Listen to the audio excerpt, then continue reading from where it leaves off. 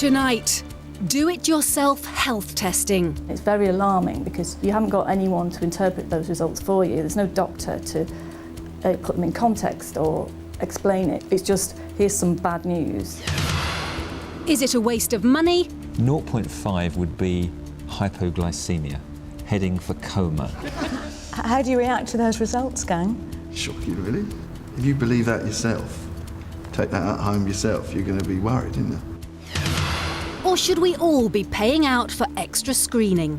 Had we not gone when we did, the tumour or the cancer would have enlarged and potentially spread. In the case of my son, it saved his life. He would surely have died.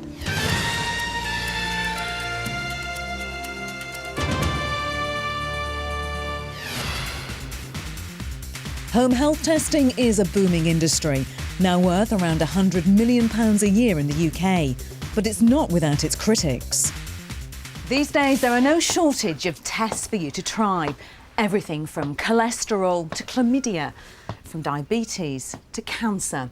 But can a test that costs just a few pounds from your local chemist compare with the lab test that your doctor uses? And just how reliable are the results? Tonight, we're putting DIY testing to the test. This is the Chalney High School class of '88. They've come together tonight for their high school reunion in Luton. Meet Terry, Darren, Joanne, Peter and Kerry. They all went to school together in their teens. Back then, they didn't worry too much about their health. But now they're all grown up and they're beginning to wonder if the years have been kind to them. Now that I have a family of my own, I think it's more important to look after my health. I have a history of diabetes in the family and I'm worried that it might affect me too. Don't really look after myself, try to, but you know, it's a good time to try and find out if I'm good, really. They've agreed to try out a range of home health testing kits, looking at cholesterol levels, blood sugar levels and liver function. We want to compare their DIY results with blood tests analysed at a professional independent laboratory. Morning, class. Thanks very much for coming along today. You can see on the desk in front of you, you've got a range of DIY health testing kits. What we want you to do today is work your way through them. All the instructions are in there. If you could start with the liver function tests and you can finish with the diabetes tests. Any questions? We've got a team of researchers on hand to take down the results. Off you go. The classmates will take 9 tests in total. Each includes its own set of instructions. Some involve taking a urine sample, but most of the tests work in the same way, asking you to do a finger prick blood test, effectively taking your own blood sample using a small lancet and then squeezing the blood onto a test strip, which changes colour, giving a result in minutes. Simple. At least that's the theory. How are you finding them to use generally? I have trouble getting blood out of my finger. It's not an easy thing to do, is it? No. Plus means what? And double plus and triple plus, what does that mean? I'm really worried you might not have enough blood on there. But I bet you can't bear to get any more out, can you? I'm not really sure what colour it is. Our classmates are trying out 9 different self-tests, but there are over 1,000 products on the market. Well, the benefit of self-testing is that you're in control. If you don't want to share the information with anyone else, it's something you can keep private, or you can use it in whatever way. If you're doing it for lifestyle, then you can adjust your lifestyle. You can eat a low-fat diet, you can take more exercise. Or if you've got a real health concern and you're worried perhaps that your GP won't be taking you seriously, you can use the results to go and start a conversation with some evidence to support what your concerns are. With all the self-tests done, it's time to take our classmates to an independent laboratory. This lab is quality controlled to ensure it meets the nationally recognised gold standard, ensuring the accuracy of its results. We'll be back later to compare their results with the ones provided by the home testing kits. I'm looking around on the internet and I'm quite surprised at some of the things that you can test yourself for. This one, for example, allows you to test for bowel cancer. Now, of course, all of these kits say that if you get a positive result, you've got to go and speak to your doctor. The thing is, even if this is 100% accurate, I'm not sure that I want to find out that I've got cancer from reading it on a small paper strip. It raises the question, is it the right thing for people to be diagnosing themselves with such serious conditions? Earlier this year, a group of leading health experts published a report warning of the dangers of DIY health testing. The report claimed that the tests may be inaccurate and in some cases even harmful, and it called on the government to improve regulation of the kits. There is much, much more to making a diagnosis than doing tests. When a doctor sees you with your symptoms, there's a three-stage process. First of all, he'll take a history. That's about getting information about your symptoms and listening to your story and asking you questions. He might then examine you. He might, or he might not, then arrange tests which will be focused, specific, quality controlled and appropriate.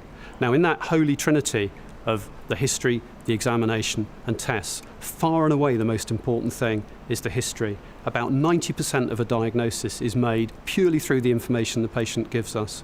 If you go straight to testing and miss out that point, you're missing out the most important point in the diagnostic process. Okay? You're effectively just having a shot in the dark. Journalist Carol Midgley tried out the LiverCheck liver function kit as research for an article on the reliability of home testing. She was frightened when the results raised concerns about the health of her liver. It's very alarming because you haven't got anyone to interpret those results for you. There's no doctor to put them in context or explain it. It just, here's some bad news. You think it is absolutely catastrophic and you think, oh my God, I'm never going to drink again, I might have liver disease, you imagine all these scenarios. And I spent the weekend typing in liver disease into Google, and then you imagine you've got all the symptoms. And it's a really quite frightening experience. Carol rang the company helpline, who advised her to see her GP for further testing. After further investigations, she was given the all clear. LiverCheck told us that the samples taken for the two tests were taken at different times and are therefore not suitably matched samples. LiverCheck say they have been fully validated. The major issue that concerns us about self-testing is the access to advice by the patient.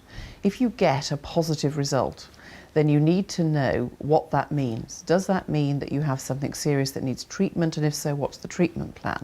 Is there a possibility of that result being a false positive or a false negative? I'm just going to check your blood pressure now, okay? It's going to be a cuff. But despite the critics, some experts believe there is a place for home testing in the modern world and that the potential benefits outweigh the risks. I think probably home testing kits have saved thousands of lives. For these patients who have gone in, bought the kit, tested themselves, found a positive result, gone to the doctor, and then had the diagnosis confirmed, right, by the hospital laboratory, they've had their life saved. And we'll never know how many patients have had their lives saved. And when you weigh that against the arguments that patients shouldn't be doing this, it's not their job, it's the doctor's job to do it, for goodness sake, these patients aren't doing any harm. They're just testing themselves and hopefully then asking the doctor, where do they go from there? It's this desire for preventative healthcare that is fueling a whole industry, and some people are taking the idea one step further. Stuart Metroford, marked number 3, was in tremendous form. Motoring legend Sir Jackie Stewart knows all about the benefits of early diagnosis. For the last 28 years, he has flown with his family to America for extensive private health screening. In that time, tests have detected a brain tumour in his son Paul, breast cancer in his wife Helen, and Sir Jackie himself was diagnosed with skin cancer. Had we not gone when we did, the tumour or the cancer would have enlarged and potentially spread. Because we caught it at an early time and we immediately had an MRI or a CT scan and they could assess it, in the case of my son, it saved his life. He would surely have died. So I guess then you would be a huge advocate of this kind of self-preventative healthcare, of taking much more awareness and ownership over our own health. I believe that I'm alive today because I removed as many of the downside risks or the unnecessary hazards as I needed to in order to survive when, for example, motor racing was much more dangerous than it is today. I think the same's true of your life. You know, the car does break down. If you don't look after it, it breaks down more often. And that is inconvenient. Health is even worse than that. And why go through pain when it's unnecessary and it can be avoided and it can be prevented? That's the big word, I think. This level of testing may not be accessible to us all, but private companies in the UK are now using similar scans and tests. These include computerised tomography, or CT scans, which use X-ray technology that exposes patients to radiation. Last year, government advisers warned of the dangers of whole-body CT scans for anyone without symptoms and said that private companies should stop offering them. We last looked at CT scans about 4 years ago. We're looking at them again at the moment to see what the risks are and any potential benefits, because those who sell them say there are benefits. If we come to the conclusion that the risks greatly outweigh the benefits, then we will be calling for legislation to ban them. I've come to the European Scanning Centre on London's Harley Street to find out more by having a scan myself. The scan I'm having on my heart usually costs around £500 and uses a new type of technology, electron beam CT, which means the level of radiation I'm exposed to is minimal. It's a funny thing, I've been completely relaxed about coming here for this scan. I didn't give it a second thought. And then I woke up this morning and I was just filled with apprehension. I guess the realisation struck me that these machines are here to look for problems within you, and if there is anything wrong with me, then I'm about to find out. Thanks. I'll just ask you to put your hands right above your head. I'm just going to put you through the scanner. I've got a family history of heart disease, so I wanted to find out if I've got anything to worry about. So what did my scan show? This is your heart, and we look for specks of white, the chalk within it. And the scanner and the computer will calculate the amount of calcium and give you a score. Okay. And finally, to put you out of your misery, is your score is a very resounding 0. Oh, that's great. Isn't there a risk that coming for a scan like this could alarm people unnecessarily? I mean, no two bodies are the same. We've all got anomalies within inside ourselves, and a scan can pick something up that seems unusual, seems worrying, when actually it's completely normal. That is a very valid concern, and one that we do our very best to minimise. And indeed, on our information sheet and our consent form, we do warn people that it may well detect abnormalities that are not cancers, but which may require follow-up. And what about our classmates back in Luton? Did their test show anything they should be worried about? Today we're back at their old school to deliver the results, with the help of Dr. Hilary Jones. You each took 3 tests. Now, one of these was the Boots home test kit for blood glucose. So, Hilary, what were the results for those? Well, the result of a blood glucose test, a fasting test, should be between 4 and 6. Mm-hmm. That would be the normal level. And Joanne, Terry, Peter and Kerry all had abnormal results using this test. Joanne and Terry, your readings came back at 8. Kerry, yours came back at 10. Now, if we accepted those results on the face of it, the 3 of you would be diabetic. Peter's result was also abnormal. His came back at 0.5, which is extraordinary. 0.5 would be hypoglycemia, heading for coma. It's so low, he would have been sweating, he would have had a fast pulse, he might have even been convulsing, and potentially that's life-threatening. It's the sort of thing you see in diabetics who are on insulin, which Peter isn't. Well, you quite clearly weren't in a coma that day. Well, we didn't think you were anyway. How do you react to those results, gang? Shocking, really. If you believe that yourself, take that at home yourself, you're going to be worried, aren't you?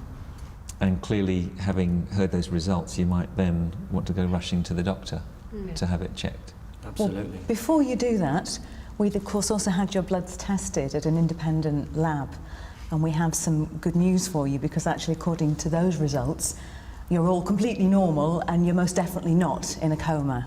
Or diabetic. I'm quite happy about that. All 5 classmates received a false positive result from either the Boots test or the self-check kit. Only one brand, the Sure Sign diabetes test, gave results that matched our independent lab tests. Boots told us that all their home test kits comply with European medical devices regulations on safety and accuracy and are independently certified. They say as a responsible retailer they have taken these results very seriously, but that it is important that the test is done correctly to get the most reliable results. And they include 2 tests with each test kit to confirm the reliability of their results within a few days. Okay, you also tried out a range of liver function tests for us. One of them was the Quick Check liver function test, which is available on the internet. What were the results?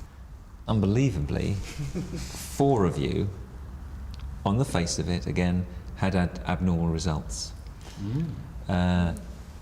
Peter, yours was fine. No surprise. Kerry, Darren, Joe, Terry, all came back abnormal. Really? And according to the manufacturer, in the instructions, it says this is indicative of liver disease and therefore you should go and see your doctor. But I think we have some good news. We do, because once again, we sent your blood test to the lab, to the independent lab. Their test came back and showed that none of you are at any increased risk of any kind of liver disease, so you have nothing to worry about. That's Great. Of the 3 test kits our classmates tried, 2 were 100% accurate. Both Liver Check and Home Scan Test Medica got it right. But the 3rd test, the Quick Check liver function test, gave inaccurate results in 4 out of 5 cases. And finally, class, we asked you to try out 3 different cholesterol kits for us. What were the results on those? On the Sure Sign cholesterol test that we did on Joanne and Terry, you both had desirable levels of cholesterol. That's great. Excellent. On the Sure Screen test that we did on Kerry, Darren and again on Terry, you also had desirable levels of cholesterol. But that's the good news. Oh no. Yes, I'm sorry, classmates, we do have some bad news for you, because according to both the Boots test that we did and the independent lab test, you actually all have slightly raised cholesterol levels. What does that mean? What should they do?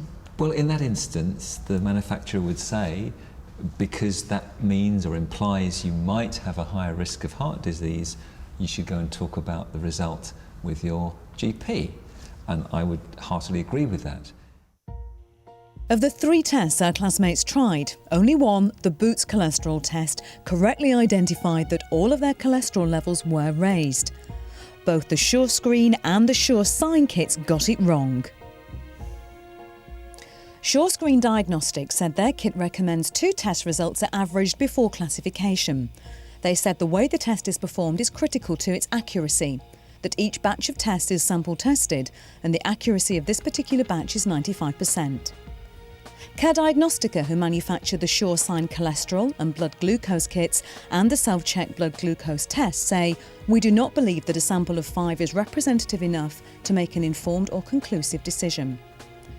They added that all products they distribute in the UK are well tested and produced by reputable suppliers. All the manufacturers of the products we tested that responded to us said that the kit should be used as a guide and not a full diagnosis, and that the instructions make it clear that anyone with concerns about their result should always seek further advice from their GP. Just overall, what do you make of the results that we've given you, that Dr. Hillary's given you today? It just shows that the tests that you buy aren't really as accurate as what you think they're going to be. People are buying these tests and they're getting false readings. And if people are thinking about trying these tests, if they do have concerns and they want to try one of them out, what advice would you have to them, give to them? I think about why you're doing the test yourself. What is it that's holding you back from going to see the GP? But if you're determined to do the test yourself, make sure you read the instructions very carefully, all the small print, and don't alarm yourself too much. If you're worried about the result, go and talk about it with an expert. Little did I know as I delivered those test results that I was about to get some worrying results of my own. It's a few days since I went for the scan, And I've had a letter this morning from the European Scanning Centre, which has taken me aback, really. It says in the letter that although my heart is fine, there's no issues with that, the scan did pick up some potential problems with my liver. There's a low attenuation liver focus, and that this may represent a simple liver cyst, but that they recommend further investigation, and in particular they recommend an ultrasound. And that's it, nothing else. I didn't know what low attenuation liver focus meant, so I looked it up on the internet and was terrified when I saw references to cancer. After consulting my GP, I was referred for an ultrasound to find out exactly what the original scan had really picked up. Would there be something of genuine concern? Or, as the critics say, is this just another example of a CT scan causing unnecessary worry?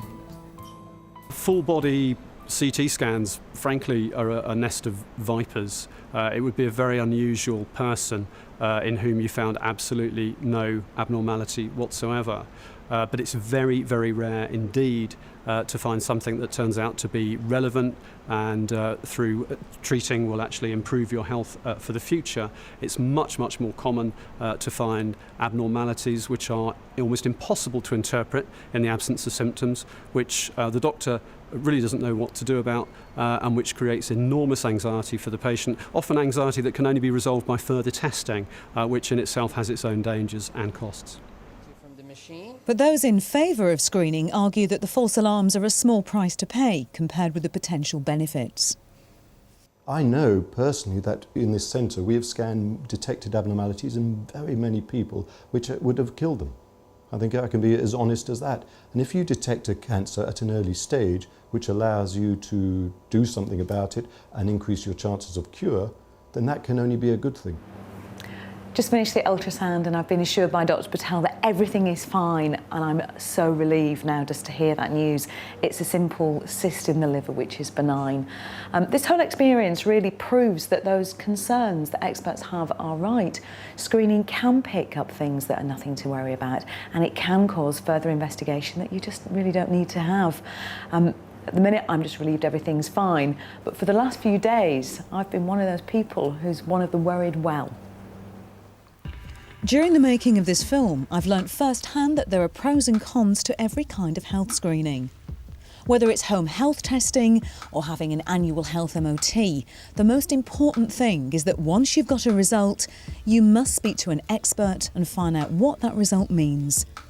Because if my experience has taught me anything, it's that a little bit of knowledge in the wrong hands can be a dangerous thing. If you've got any concerns about the issues raised in tonight's programme, go to our website, itv.com/tonight for more information. Coming up on Monday, critical cover. I have been left with devastating disabilities, and in the eyes of the law, I am disabled as well, and at the very highest rate. When insurance companies won't pay, Fiona Foster meets the policyholders who've had their claims denied. It does feel very much that I've paid them for something that I'm not going to receive. Well, the policy, it's not worth the paper it was written on.